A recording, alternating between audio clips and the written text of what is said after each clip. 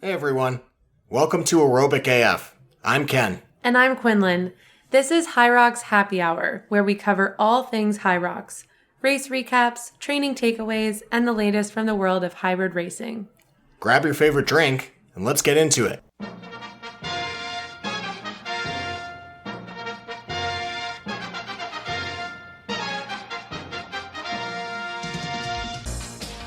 Welcome back, Aerobic AF enthusiasts. This is HYROX Happy Hour, where we discuss news and controversy in the sport, what's actually going on.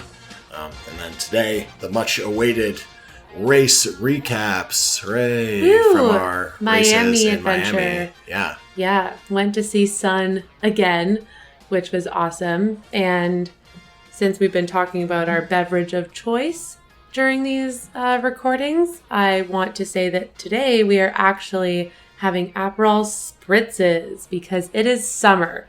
It is out of the minus temperatures. It's actually very overcast right now and the sun is not shining, but end of this week though, when this episode drops, it will be very nice. Yes, the vibes are a lot higher because there's been more sun recently, and especially being in Houston than Miami, I feel like I'm ready for sun. It's summer. Yeah.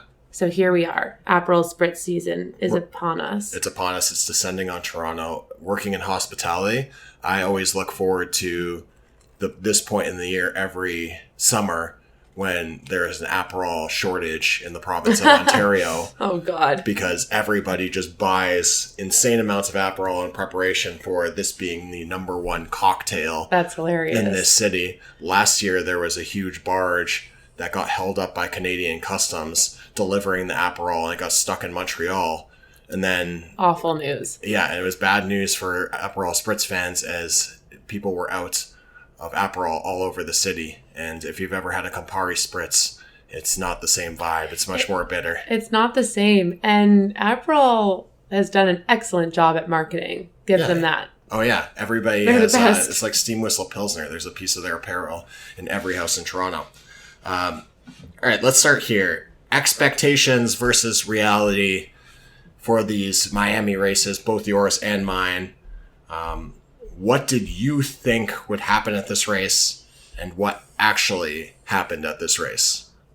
So I thought that we were going to have... we, as in you were racing myself and pro Lindsay. doubles with Lindsay Besigato? Yes, we did our debut women's pro doubles race, which means that we run together, and then when we get to the stations, we share the load. So you can split up the stations any way you want, and this was our first go at it. So it was, I'll say, like, we framed it as a time trial, but I still expected us to come like top 5 and honestly win our age group. Like, we were looking at kind of the competition and who was going to be there. And that felt like a very easy, or not easy, but very reasonable goal. You were expecting to be very competitive and for sure get in a podium. Yes. And honestly, we were not far off of that. We ended up 3rd in our age group and we came 7th overall. So there was a very competitive field. I think 3 of the doubles pairs had an Elite 15 solo athlete in it, which is very difficult to overcome that. So honestly, we really held our own, and we'll get into it, but like, again, expectations and reality were pretty close for this one. That's great. What about you? I think I'll also feel pretty similarly. I was racing with Coach Jules Sylvester, who is one of the coaches, or I guess one of my associates now, that works at the One Academy Life downtown and also does a lot of PT kind of individually. Really solid background and knowledgeable and a really stuff. fast runner. So, very fast runner. So yeah, he reached out to me a couple months ago, said they had an extra, or had a pro doubles ticket and didn't have a partner, asked me if I'd be interested. You had already accepted I was already on my proposal, way. So you were already going, so this was an easy yes for me. Because we love a group trip to Miami. That's amazing. Of course we do. Yeah, so I think that we had similar expectations. We were going down there feeling like we would be for sure in contention for a podium and should be sniffing around for being maybe even first in our age group. Yeah. At least I was feeling that we should be Up there, competitive. Yes. in the mix. In the mix for that positioning, understanding that, like, I've ran a 55 in the pro doubles before. I was feeling like we might be a bit slower than that, but it should be around there. And yeah, the reality was that's pretty close to exactly what happened. It was a pretty competitive field, pretty top heavy, with 2 Elite 15 athletes winning the event outright. And we'll get into that a little bit later, but great showing from Quinlan and Ryan Douglas. Oh my God. They were amazing to watch. We will talk about that later. Countrymen. They were so fast. Yeah, we did end up finishing second in our age group, though, which is amazing. Yeah, which is a great finish. I was so fired up for you guys. Yeah, no, it's an amazing finish, and we did manage to close the gap late in the race. We'll talk about the pacing and stuff like that. But yeah, I think the expectations versus reality were basically dead on for where we thought we were going to be. Which is awesome, because as we've talked about, that is not always the case. No, it's not. And my last several races haven't gone that way. So I was definitely feeling redemption with this one to get on the podium and get a flag with a 2 on it. Feels really, really great. And it's the one flag I don't have. I seem to have a lot of 1s and 3s. Yeah, so that was really great. And so we both end up walking with podiums. If you had to describe your race in one sentence, what would you say? Communicative. That's one word. Oh.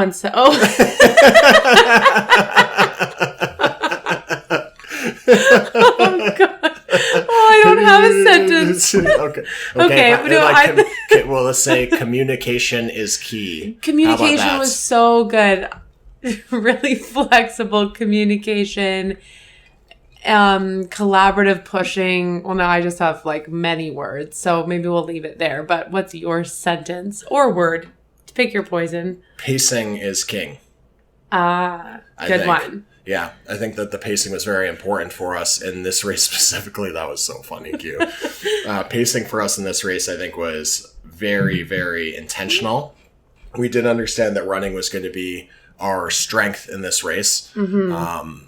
With other partners who I've ran with in the past, like we felt stronger with the stations, and we knew that running was going to be a little bit more of a battle. Well, because for this one too, it's like we go to the track every Tuesday, and you and Jules are more or less running together for a lot of that. So you already had that practice, like those reps were in. So I feel like that makes sense going into it, feeling like the running was just going to be matched. Yeah, we were feeling good that we were going to be able to carry in that regard. So that was awesome.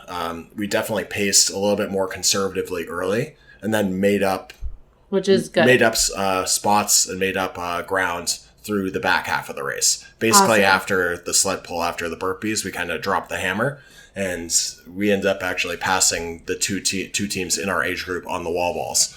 So this was great, because this was a very stressful race for me to watch as I continued to refresh the RoxFit app. And I was like, I think they're around second or third age group. I know they're like kind of oscillating between 9th, 10th, and 11th overall, because it's always delayed by one run or one station. And so I actually missed your finish because I was refreshing the app trying to figure out what place you guys were in. But you were kind of far away from me. And anyways. It was like moving forward, and then you like drop back a little bit on the stations. And I was so stressed. I'm like, you guys are right there. I'm like, you have to pass someone. I don't know who, but you just have to pass someone. Yeah. So I do think for where we felt strong in that race was definitely on the runs. I do think that if I was going to pick somewhere where the race did feel like it was slipping a little bit, it was definitely on the sled pull. That was a very hard station for us on the day. We did have the prerequisite knowledge from a head judge that we knew, who we spoke to before the race. He said that the sled's pull in particular was moving a little bit slowly. It was feeling quite sticky, so to be mentally prepared for that. It definitely slowed us down quite a bit there. This is a really... At least we did have the knowledge beforehand, so it didn't really derail our race or anything.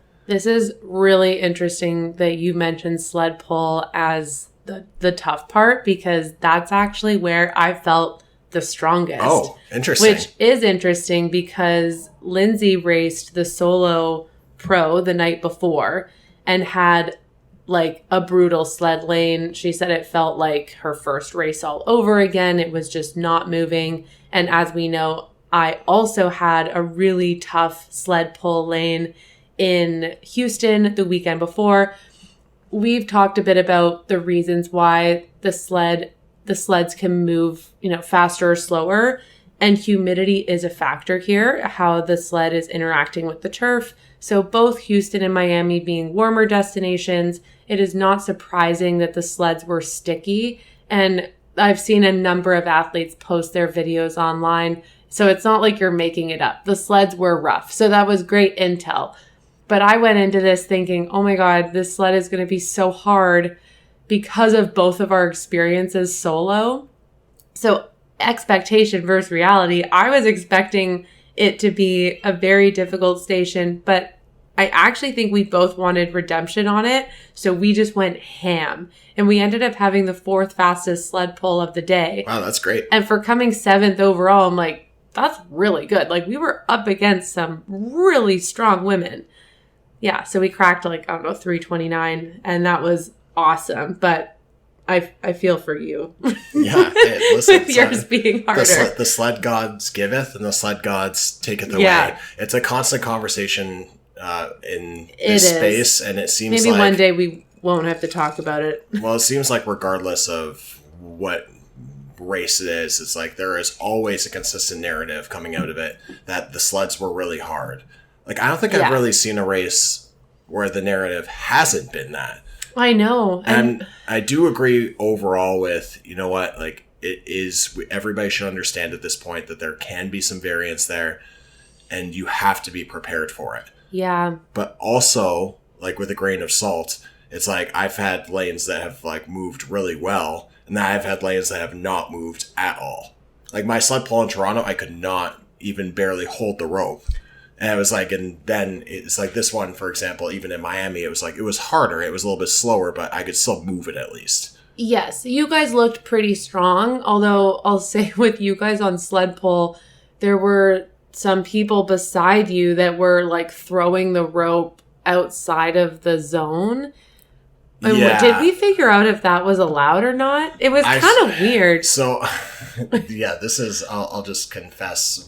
So I was talking to I actually saw this team next to me. Yes. And what was happening was, I was curious on what the conversation was. I'm like, what are they talking about? Okay, so what was happening was the team beside us, the partner who was not pulling the sled was managing the rope. Oh, so okay. they were pulling the rope and you're not allowed to touch it at the same time. No, you're not allowed to manage it. It's like, it gives you an unfair advantage because it's like then they're clearing the zone. Of course. And so like I was getting upset about that because like I could tell. Because I was like, oh no, this is happy hour. We gotta calm down. Yeah, I was like, this is happy hour. So I was just like, what the fuck is going on here? Yeah. I was like, these guys are like helping each other by managing the rope. I was like, it's giving them an advantage because you're not tripping over it. Exactly. So I was upset about that, and I think then they stopped doing it. They did. Which great, like that's fine. But then actually, what ended up happening was then they were like, because then their rope started back up in their space. Then they started kicking the rope, our rope, and like back into like our box. It was just like, it just kind of, but I was like, whatever. I didn't even care about that.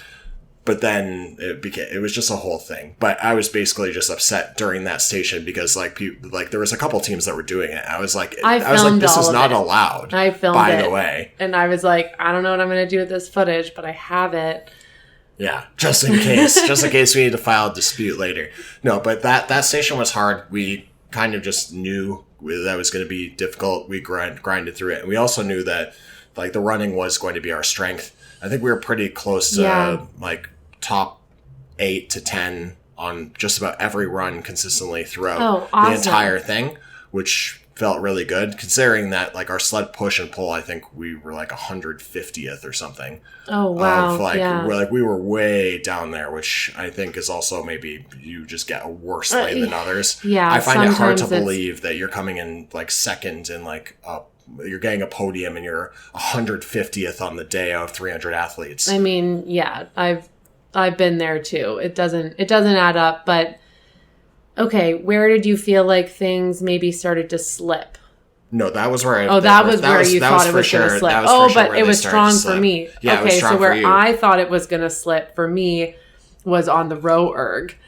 Ironically, because that is one of my favorite stations when I'm doing it by myself.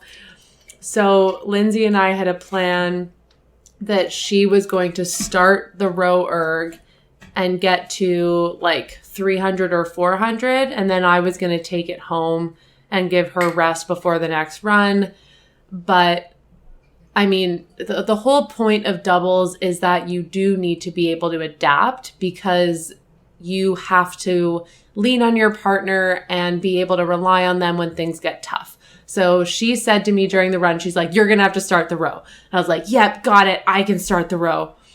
And I got into the row station. I was like, oh God, I am exhausted. And so we didn't really have, and she even said this to me. She's like, we can switch twice if we need to. I was like, yep, let's switch twice. I'll start it. But I think I got to 400, but rowing 400 meters at like a doubles pace is very, very hard. And what's your doubles pace on there? Just out of curiosity. I would like it to be 155, but it was not that. It was like 2:2:05, I think. Like our row was honestly not. It's a little bit of a distraction on that station. It felt like it's supposed to be like an easy recovery. Yes, more so. It did not feel like a recovery. I felt like I was just dying. Both of us. The photos are hilarious of us on the row. Faces. Lindsay's like, there were some grimaces. Hands are on her head, and I'm just looking like I'm like, what the fuck? But anyways, then I got off. She got on and took it to, I don't know, 750. So then I closed off the final 250, which ended up, that was fine. I hit like a much faster pace when I got back on it the second time. But, you know, you lose some time in the transition. And so our time ended up being like 4:36, which is like probably 10 to 15 seconds slower than where we'd want it. I mean, overall, we learned a lot about the race and where each other's strengths are. So we're definitely going to make modifications for the next time we line up together. But, oh man, after that, I was like, my God, I'm like, this is really challenging. And I could feel it for the rest of the race too. I have here that we should put a moment where the race changed for us. I'm not sure if there's a definitive point for me where I was like, oh my God, like this is the TSN turning point or whatever of the race. I guess it would probably be going into Station 8. Wall balls. Yeah. You guys had a really strong finish. Well, it's like our strategy on wall balls is the same strategy that we rolled it with in New York, which is basically that I know I can come in off the run and basically even at the red line, at least get 30 reps. And that gives my partner enough time to recover, and then hopefully they can get a bigger set, and then usually I will just like be able to finish it off from there. It's very minimum exchanges. The teams that were ahead of us were switching. They were getting maybe 10 reps or 8 reps, 10 reps. Like they were really struggling. The team, that's rough. Yeah, one of the teams in my age group that came in at a similar time to us, I think when I was doing the 30, switched 3 times. Wow. So it was like we were just making up ground. We were making up a lot of time there. Yes. And that is a station that in the elite field for doubles, you do not see much time being made up. Like typically it's whoever comes into that station first is going to win. But obviously here there's more variance because you do need to have some energy left to execute that well. And I do think that the pacing in that sense was really good because we did have energy left. And I think that also just understanding, having raced like this division before and having a good comprehension that and a good plan, knowing that this was a strength of hours Yeah. coming into this. It's like we felt good that we would have gas in the tank and we would be able to do minimum amount of switches and just keep the reps clean, which is also very important here. It's like if you start to struggle, Yeah. just switch. Totally. Just switch Yes. it. It's like no reps will kill you on this station.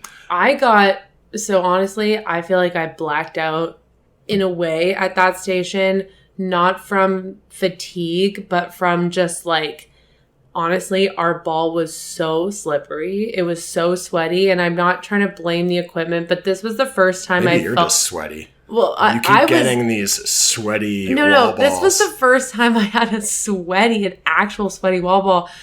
I think my first rep was like an air ball. I was like, what the fuck is that? Because our plan going into this was I was going to rip off 40 and then Lindsay was going to do the final 60 unbroken.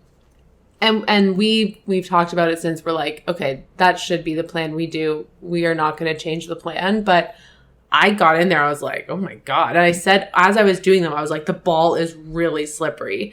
So then she was really great because she just said, like, do what you can, like, get to 30. I got to 30. I think I had maybe 3 or 4 no reps. I don't know if, I think some was I just missed the target, but others were maybe from depth. And so then I got to 30. I got to 20. I got to 20. Yeah, I couldn't even get to 30. Lindsay took us to 50. Then I got to 70 and then she did 100. So we still ended up splitting it 40-60, but we had to switch more often because the ball, like it felt like I couldn't get in a good rhythm. That's also totally fine though. To switch, to just understand and just switch. It's like a switch, as long as you're efficient in it, doesn't cost you a ton of time on that station. I think it was some of the no reps that I racked up, which is annoying because normally I don't get very many no reps. I'm pretty good about the depth and everything, but it's very different when you are starting the station as well. Your heart rate is, really high and it's a lot, but that station for us should be a lot stronger. So that's again, somewhere that we're obviously going to look to improve.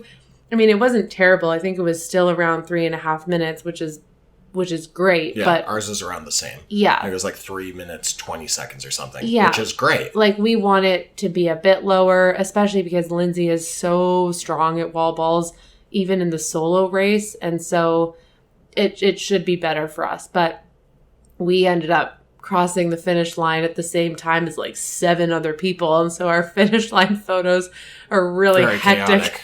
Like our final time was an hour 14.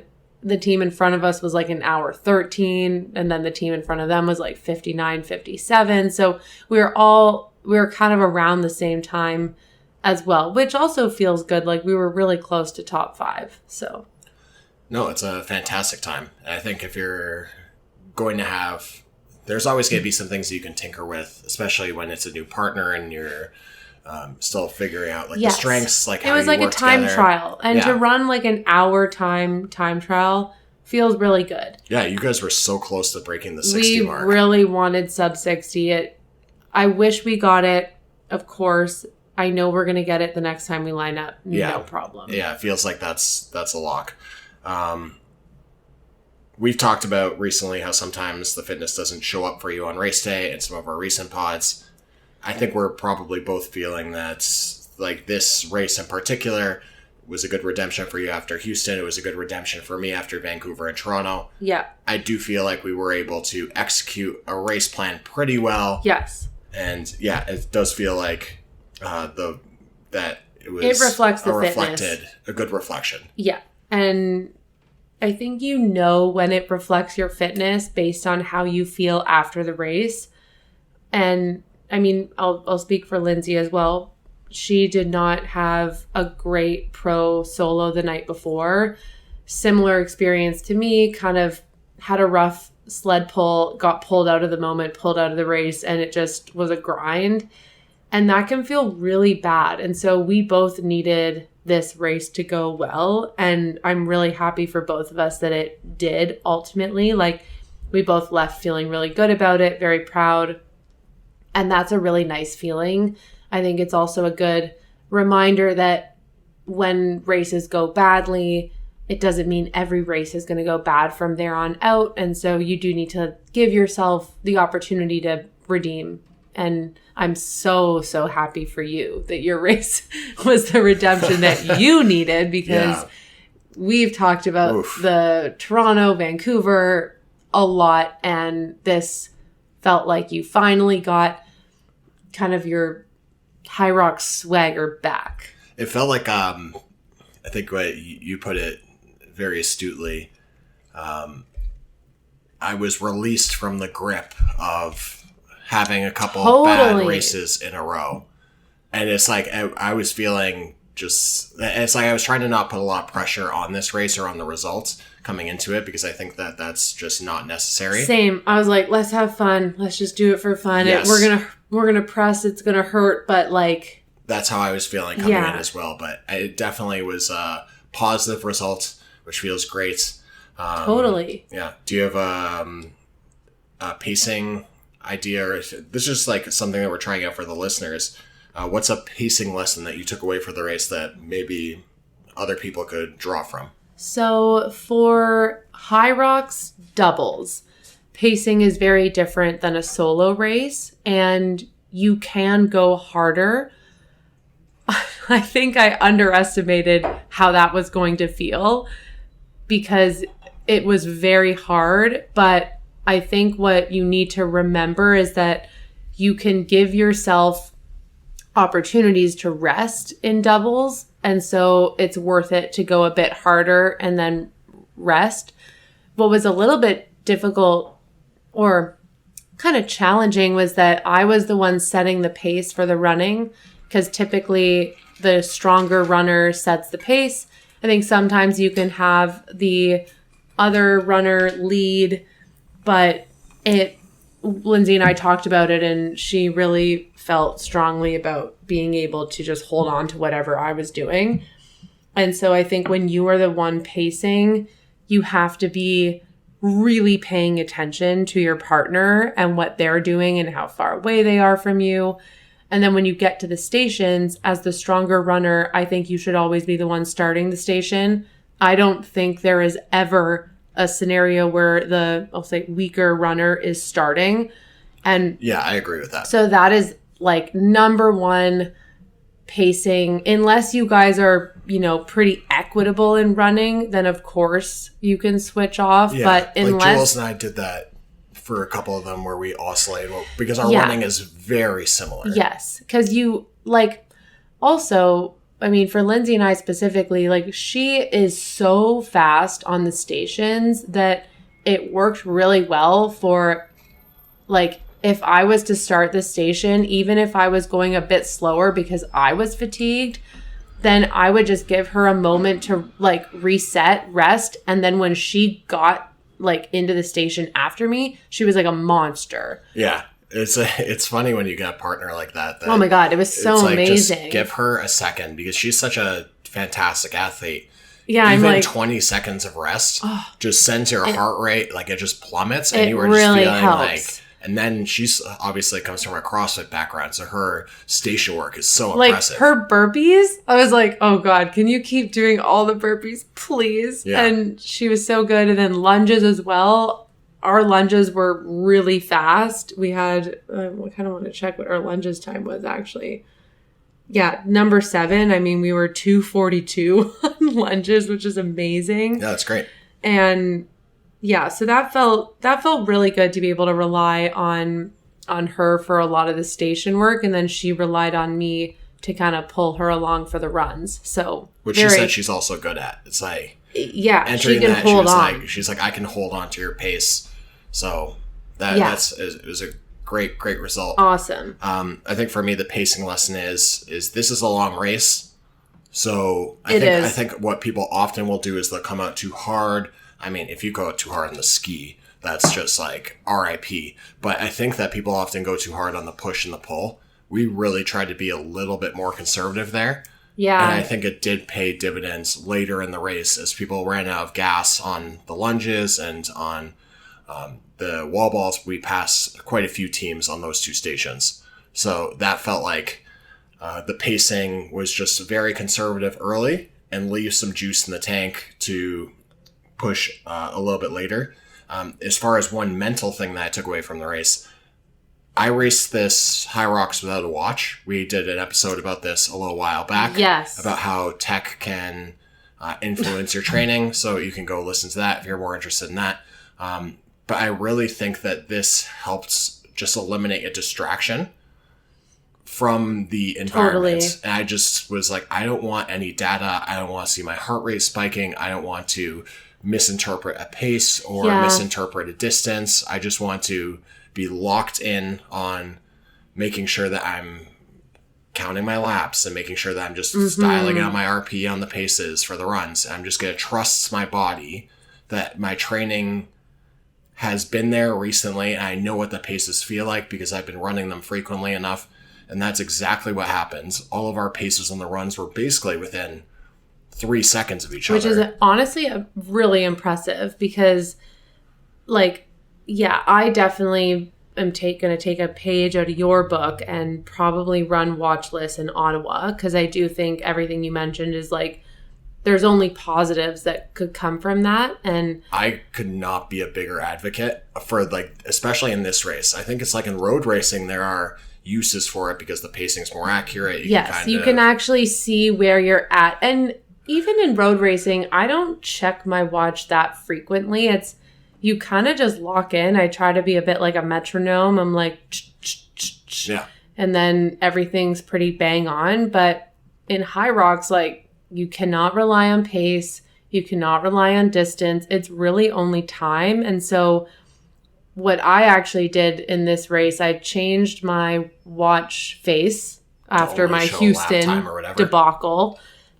So it only showed total time and current lap time. So the main thing I was looking at was, like, when we, you do, well, it changes every HYROX, but it was like, I think 2 laps total. So I would check in to see where the time was on lap 1.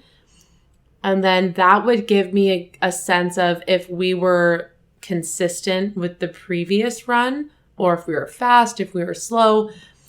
And for me, since I was the runner leading, I really wanted to, I took that responsibility seriously. I was like, I want to make sure that I'm setting a pace that is competitive and consistent and, like, reasonable for us.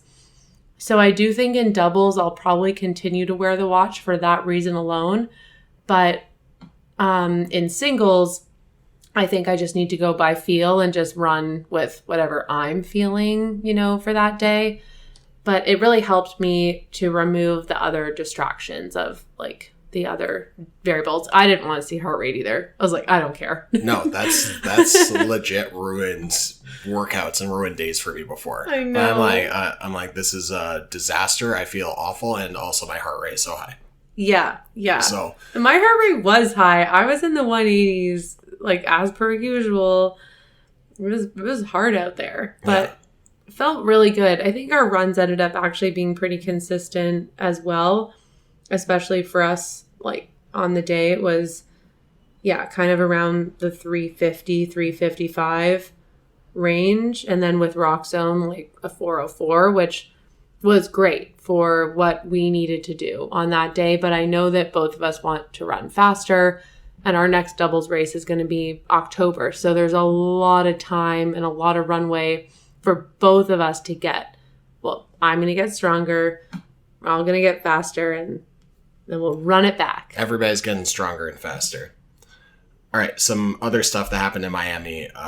One of the most interesting races of the weekend, actually. Oh my God. Was the mixed doubles. Crazy division. highlight. And which was unexpected, but actually it had 2 Elite 15 athletes who were basically more or less just running open men's solo with a fast with a partner runner. Yeah, because it was Jack Driscoll and Hunter McIntyre going head to head in that one, and we were kind of watching whatever live streams. There was a few live streams, and this was really good timing for us because it was around maybe 2 p.m. in the afternoon. Both of us were racing at like 6 or 7 p.m. Just trying to kill time. Yeah, literally out of the killing sun time. in the apartment. So we pulled it up and we were kind of going back and forth between the RoxFit app to see their times and then the live stream. But mixed doubles is so interesting because I feel like the more... I'll say this. I have a few thoughts on mixed doubles. Yeah, I was actually surprised that they hadn't added a mixed doubles division to the elite field. But now, after seeing what's been happening here, we know it's why. less of a surprise. And I think that's what you're going to get into. Yes, is that I believe for the majority of mixed doubles partnerships, it is a men's solo race. Open weights. So like the women's pro weights, but it's men doing it. And they find a fast female partner that can hold up or hang out with them on the runs. Maybe they touch a little bit of the stations, like they do the last bit of the sled push, last bit of the sled ski, pull. Whatever. Yeah, hop on the ski for a second. But they really don't touch much of the station work at all. There were some of the live streams that we were watching, and it was the male partner almost 100% push. Or at least I'd say probably 85% of the push, 85% of the pull. Burpees are kind of oscillating a little bit back and forth. Row, it was 100% for the male partner. Yeah. Like they just got on and just did a 1K row. Yeah. The farmers was 100% for the men. I think Hunter did it in a minute. That was insane. He literally ran with the farmer, like the kettlebells, faster than some people can run. I think it got removed. It did get reduced, but that was very funny. It was really funny to watch. I was like, "Oh my god, Hunter is sprinting with these kettlebells." Yeah, but it's an interesting division to watch. It's definitely entertaining. But I agree. Now I understand why it's not in the elite field, because it seems very obvious that it would just be find a very fast female partner who can hold like a 340, 335, 330 running pace, and then just finds the elite 15. Some elite 15 male who can just do the open weights and then run those paces. And that basically becomes the race. And I think the one exception to this is, like, I'm going to call them like the world record people that could get a record. I don't think that strategy works when you're trying to go faster than a 55, 54. I agree. But also when we're talking about the world record, it's like you're talking about generally two of the top 3 athletes in the world. Yes. Like it was Dylan Scott and Lauren Weeks who are taking a crack at it. Lauren is actively participating in every station, and like maybe I'm just, I don't know, bitter or have some sort of skewed perspective, but I do believe that it would be worthwhile to have some sort of rule that each pair has to at least touch the station. Yeah. I know that would be police. really difficult to police, of course, but like when Jesse and I did mixed doubles, like I was actively participating in every station. No, if you had his way, you wouldn't. I know. No, I'm just kidding. But we know Jesse's a great partner and like also a big fan of the podcast. So shout out to Jesse. Shout out to Jesse again. And thanks for the share on Instagram. We really appreciate it. Yeah. I think that the best mixed doubles tandems do have a mix of the station work with the running. If you actually want to be competitive. Yes, I 100% agree with that. You have to give both people a rest for them to execute on their best day. I 100% agree with that. But I think you can easily rip a 55-minute with the woman touching nothing. Yeah. And that's basically what we saw in Miami. Yeah. So, super interesting race to watch. It was interesting. There was a lot of great races this weekend, to be honest. I mean, we talked about before. We'll do that, I guess, the pro men's before, and then we'll get into the pro women's. But the pro men's like division, Cole Learn and Ryan Douglas, for absolutely doubles, flying out there for doubles. Yeah, insane. It was so fun to watch. We talked about this before as well because they were in the same heat as like you and Jules were. And I remember I said to you guys, I was like, oh yeah, you should probably just like let them go and don't even think about them being there. I was like, I'm not even looking at this guy. I saw Cole Learn in the tent with me. And I was like, this guy's like the Undertaker. He's really strong. He's really big and really strong. And I was like, oh my God. I was like, I'm not in my cut phase. I was like, yeah, you're like, I feel not. I was like, I feel like now standing next to this guy, I'm like a pretty fit guy. I was like standing next to Cole. I feel like I just like ate like a 12 pack of jelly donuts. Like before the race, I was like, this is super hectic. That's funny. Yeah. But they were busting out there. Like they just ran by us a couple times on the running course. Oh, yeah, they were flying. fast. And what was funny about the timing for this race is that, like, me and Lindsay went, when was our race? Let's say 6:40 p.m. And so we finished, obviously, like an hour later. No, 7:40, and we started at 8. We had 20 minutes to get your bags, get everything together. Yeah. And so Lindsay was live streaming for Cole. So when we finished, it was like, obviously we like, you know, let our nervous system calm down for a second, took some photos, and then went and got like her bag, and then had to track down Cole's phone. And it was a whole thing.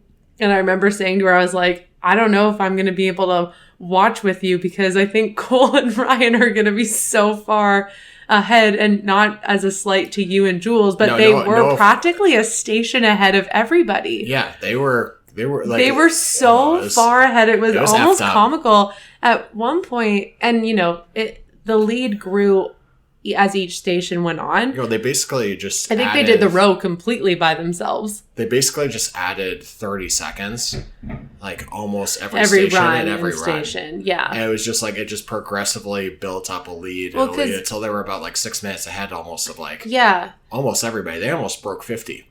They were 50:01. Yeah. So talk about being on the cusp. There's some words for that. But I know. That's a real...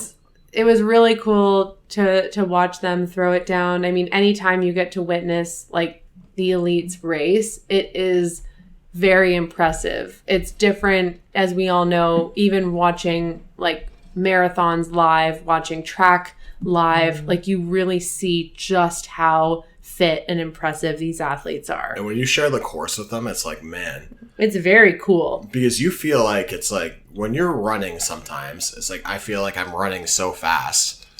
And then when you see yourself running next to some of these guys, because it's happened to me in the past in New York, we were sharing the course with Jake Dearden and Jake Williamson.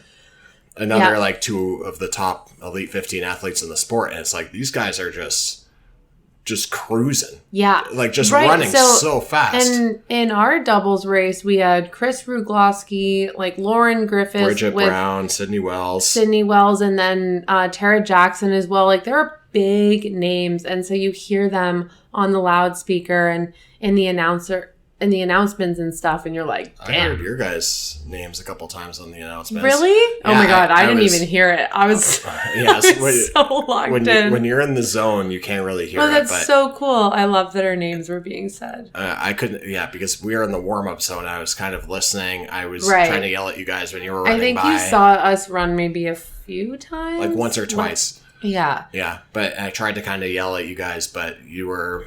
we looking were like you were in a pain cave. We were you were on the way to the in. wall balls, I think, and that's when I was hearing the commentator give you the shout out. So I was trying to listen to that while I was in the warm up zone. We were cooking. Yeah, it was really fun. Honestly, I'd run doubles back anytime. I think also the difference between being out there alone and being out there with someone else is like I felt a certain responsibility to my partner to show up as my fastest, best self.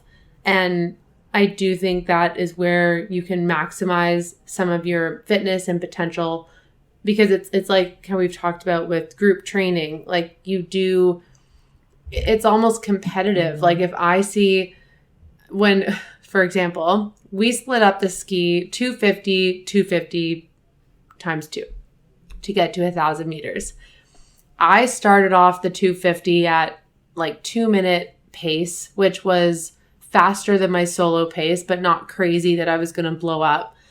And then when Lindsay got on it, she was like 155.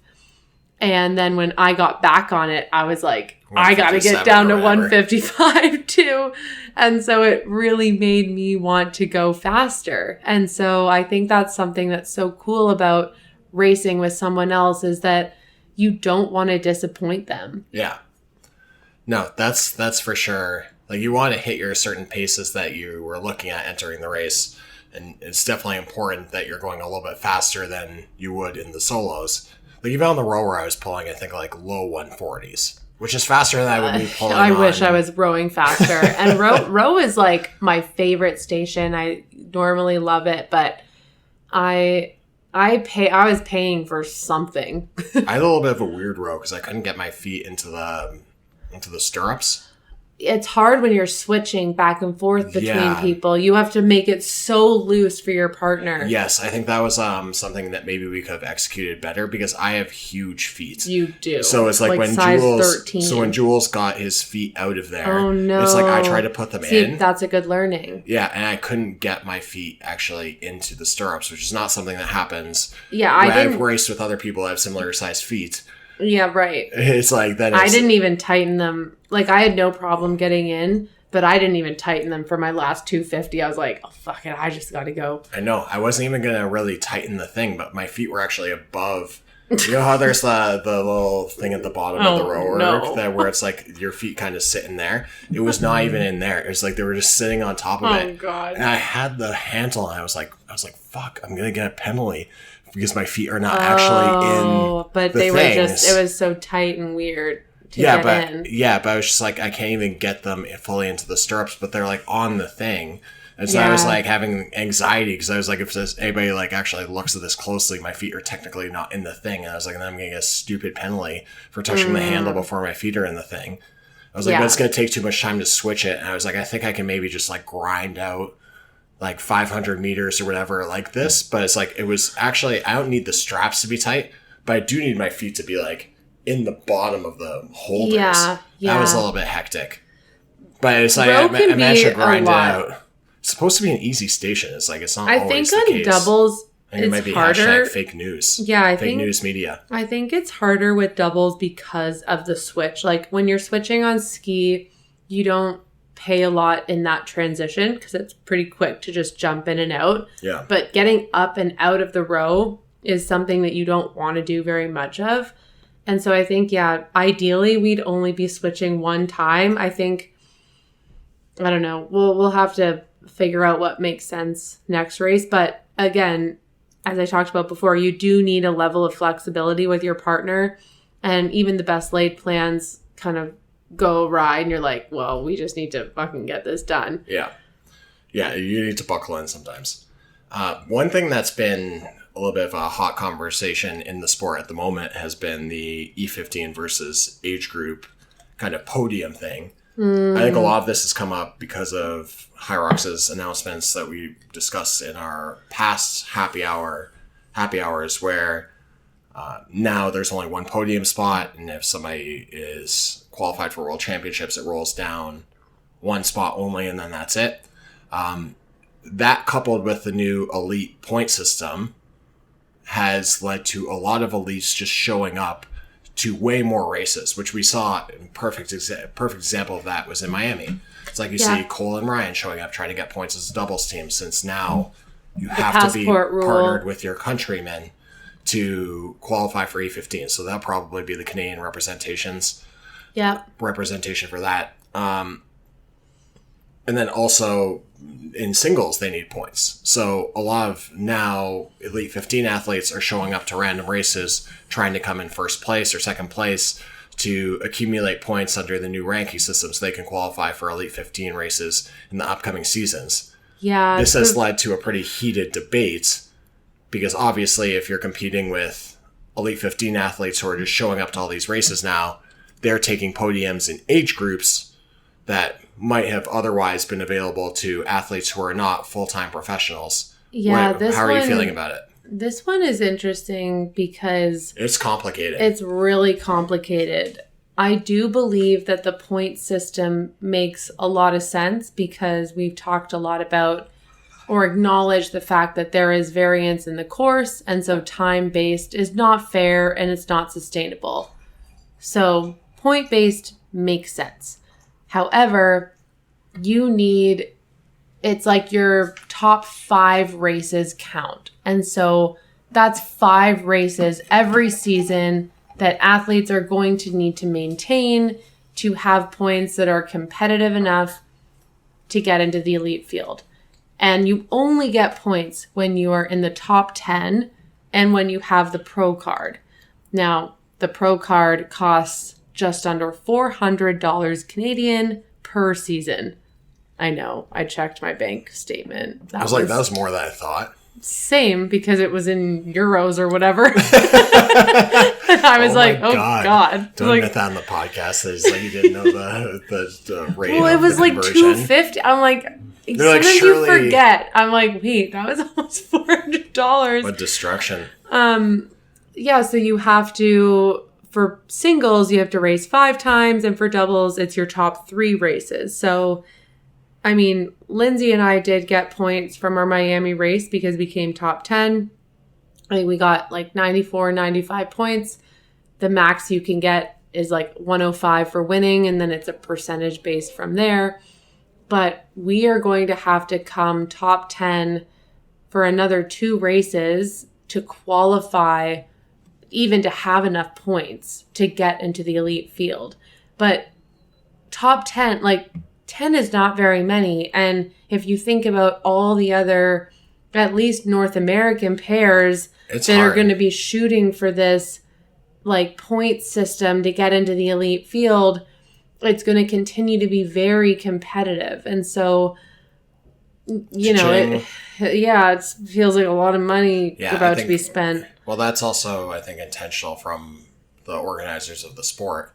It's like by placing a point system and making it mandatory that you basically have to run 3 to 5 races to even have a sniff at this. Not to mention buying the other pro card. It's like it just ends up being way larger expensive. Both partners need to be locked in and committed as well, and you have to be racing with the same partner to get those points. So if you're, switching partners, it doesn't, or I mean, it still counts, but it's just you're not adding points for your own self. And so, something to think about heading into next season. I think we're probably, we've talked about, like, we're obviously going to race again together. We need to talk about what that looks like in the fall, but I would be prepared to travel probably to 5 races between October and December. I'm just gearing up for that possibility. Yeah. Well, it's like you look at it and you have to be quite intentional. So it's like we're already thinking about maybe we'll do Toronto as our home race, obviously. Then Boston is actually the week after Toronto this year. Which might be okay to double up on race weekends. I mean, I just did it. I think if you're prepped and kind of tapered properly for it, it's no problem. That should be a pretty big block. Mm-hmm. Like entering that as well. If it's like the gap is kind of between Sweden and Toronto, that should still be basically a 12-week build. Yeah. So you do those 2, then it's like you think about maybe doing the Vancouver race around Christmas time. Merry Christmas. Merry Christmas from British Columbia. But it does start to just change the way that you relate to the sport. A lot more strategy involved, and it will be interesting to see how how it changes who is in the elite field for different majors and regional championships. I think we've acknowledged that the European division is the deepest field, so that will be interesting to see who ends up pairing with who, because there's a lot of very fast athletes that I think some probably are in search of a partner now that there's Alex Ronchevich. The rules. Yeah. You have to have the same passport.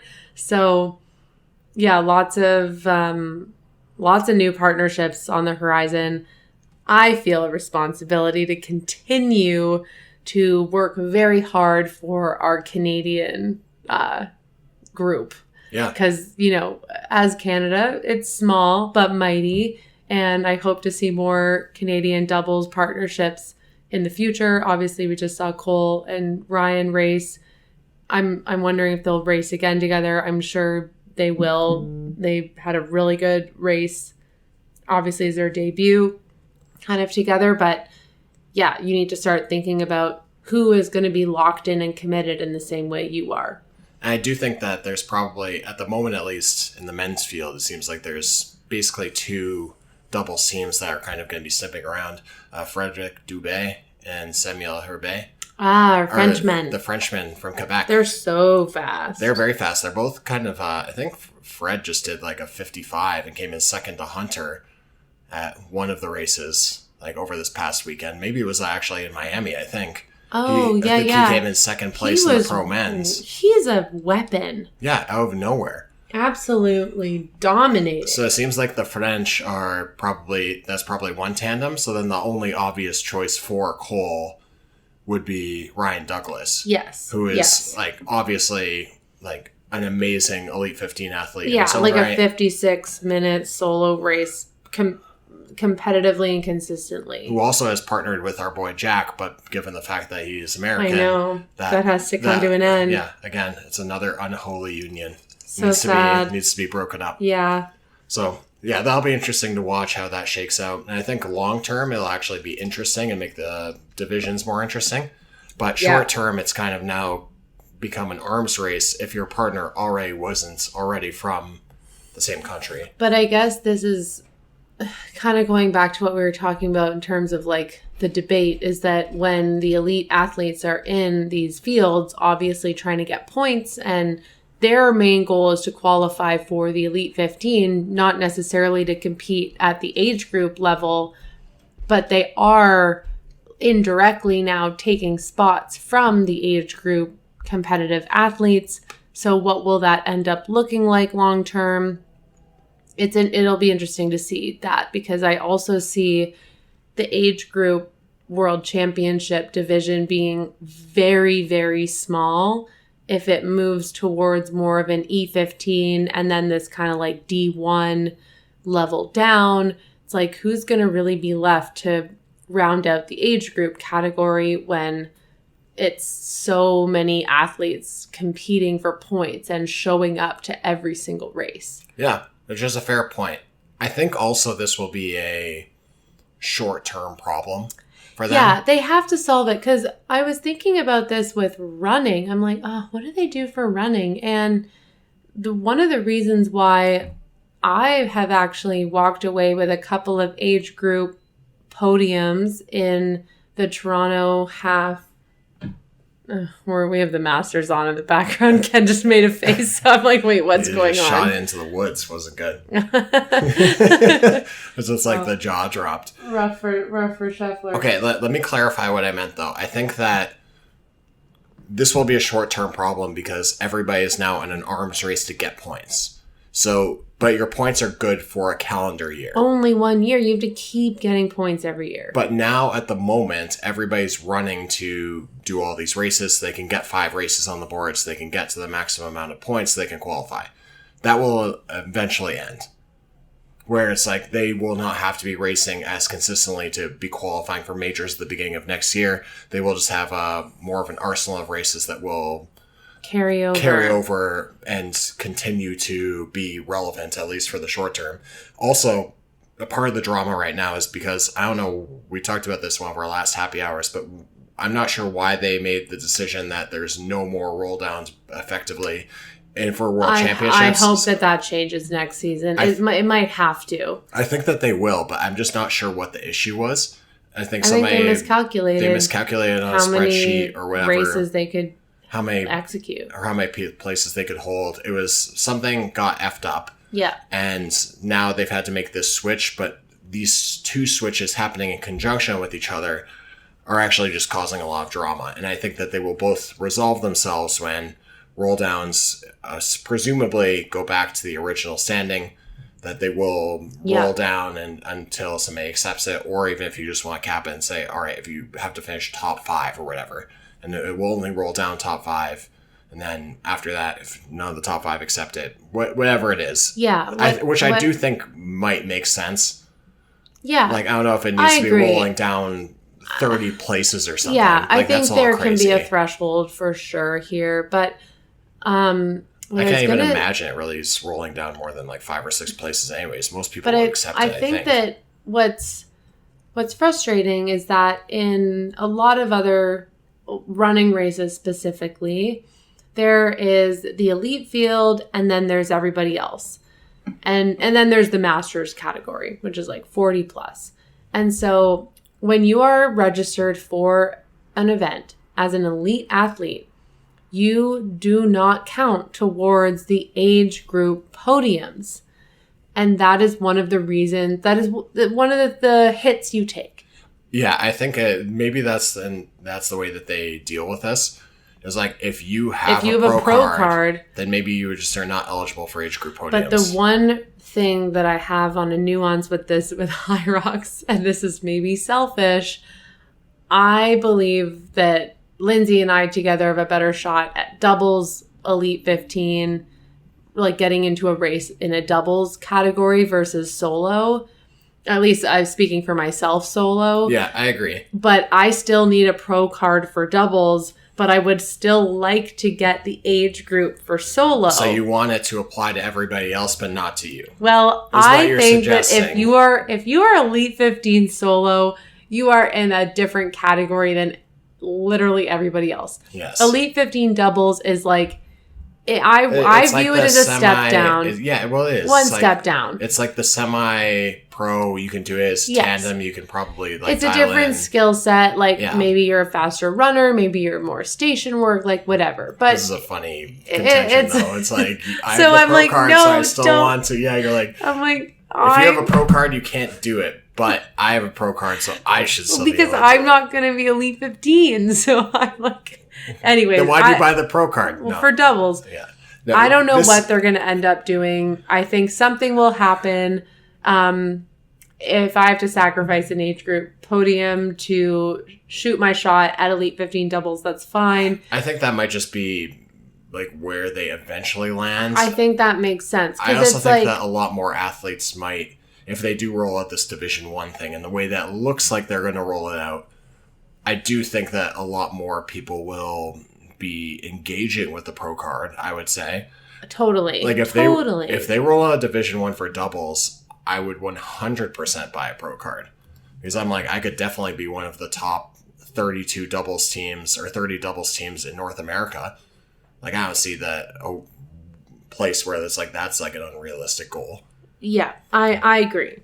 But it's like it's all circumstantial, right? It's like and the way that they're changing, it's like we just kind of have to wait to see how they're going to structure things. We're obviously in a growth phase at the moment where like a lot of things are happening and we just have to see where the chips fall. We do. And it's easy to get bent out of shape about it. And just, like I see a lot of complaints online about it and I understand the gripes. But I do think in this situation, there are just a couple things that are happening at once that are kind of exacerbating the problem. And it will. I think there'll be a reset for next season. Hopefully. Obviously, we've talked a lot about how there's so many changes right now. So I agree with you. I think the chips will settle. Everyone will understand kind of what's going on. There won't be any surprises. And we'll just go from there. But I do think it's a privilege to get to experience racing at this level and to be excited about the possibilities of where it could take, like, either one of us or both of us. Like, it's really fun. Yeah. Because when I think about my experience with running, it never really crossed my mind that I would become an elite runner. Like, not in the competitive elite field, because it was such a big gap. Like, the gap was huge. Like, I'm running a 2:56 marathon. The elites are running 2:20 to 2:30. Like, that's a huge difference. And maybe I can get that down, I'd say, to a 2:45 on, like, a couple of solid training blocks back to back. And that's, I don't feel any ill type of way about that. I'm just like, I just know that that's probably where my limit will end up being in the marathon. So unless you were to just go full pro, but it's like, even then it would just take years, probably take 5-10 years, which is maybe fine, but it's not my path. And it's a long game. We talked about. But I think what's interesting about HYROX, at least what I'm experiencing, is that it's not as far away. Like, the gap is smaller, and so that's why it feels like I don't know, more high stakes or more pressure because I'm like, oh, I feel like I'm there, or if I just dial in a bit more, Yeah. It's still like a solid 5 to 6 minutes, but that's less than 25 minutes. Yeah. I know it's all relative, but I think that's why some of this feels like a little more intense. No, and the margins are like definitely tighter. I mean, the race is obviously shorter, so 6 minutes is like... It's all relative. Yeah, it's all relative. Yes. Like a marathon's a much longer race, so when you're talking about that effort, taking off like 5 minutes or 10 minutes is probably the same as like... I think what's also hard about this is that like a 106 female pro in 2025 is very different than a 106 female pro in 2026. This is interesting because this is actually where we're going to go into our last call segment here, which is like how we're going to end HYROX Happy Hour, obviously. Everybody's been through those last call moments. The depth of field in this sport continues to increase. So intense. And I think they've been feeling this in Europe for a while. We saw it in the European Major. The depth of field was significantly faster. Everybody was faster. Yeah. But even at the races this weekend, it's like we ran a 57 and came in 14th place. And it's like, that's crazy. Yeah. Given like how, like now that means that it's like, and also it's like younger age groups who are interested. Even the Houston race that you ran. Oh my God. Yeah, there's so many 25 to 29-year-olds. I was looking at the splits and I was like, these are all 25 to 29. And that was a demographic that was basically non-existent before. Yeah, like that was what I raced at Worlds last year as, and I came 12th in my age group. I don't think I'd be top 20 this year. Like, they were top 25. Like, there's almost 12 people in that age group that beat you in Houston. Yeah, it's so fast. Which is crazy. I feel like social media is not helping here with, the amplification of all these women running like an hour. It feels like every time I open the app, I'm like, oh, another person ran an hour HYROX. Like, that just seems to be the normal, which would be similar to like probably like a sub 57, sub 56 male pro. Like, they're just popping up everywhere. And I think it's because HYROX is getting very popular, even more so kind of month over month. So it's now drawing from athletes all over the world who are experts in a million different things. Yeah, this was actually going to be like my primary last call take, is that we are seeing a point now where crossover athletes are outperforming HYROX specialists. Oh, yeah. And it's like these athletes who are coming from running or triathlon, or even like we were just watching the APAC championships. And there's this I don't even basically know. Like Olympian. Is that what she's up to? I'm not sure Calypso? I don't know what her Olympic event is, but she is training for LA 2028 for something. And she just won the APAC. She just rolled in there and just dented everybody in, like, and made established professionals, easy. By the way. Yeah. Like Jess Petro, it was very like impressive. Nakora Baker. I think they're both like established names very in the sport. Very established. And she just came in and just like cooked them both. And it's like she's going to go to Sweden, and she had a very respectful time. It's like then she also won the doubles, so her and her doubles partner are going to Sweden. I'm like, I've never heard of this athlete before in my life. Yeah, what a weapon. And the depth of the field just continues to grow. But also as these crossover athletes from other disciplines start coming in, we see them beating traditional HYROX athletes who have been training the sport specifically just because they have bigger aerobic engines, they have higher capacity to run. Yeah. And it's just you can see the difference. Translates really well to the sport. You see the potential. Yeah, and it happened at the London Regional with Saskia Millard and Holly Archer, the like elite runners. So it's awesome for the sport. I mean, it's entertaining for us to kind of stay on top of. I mean, as athletes ourselves, I think it can be a little disheartening or intimidating. We're like, oh God, everyone's getting so fast. Let us catch up, please. Yeah. I'm like, I ran a pretty good race this weekend. I'm like, I know. I dropped so many places. I know. But I guess at the end of the day, too, it's like being realistic about your goals.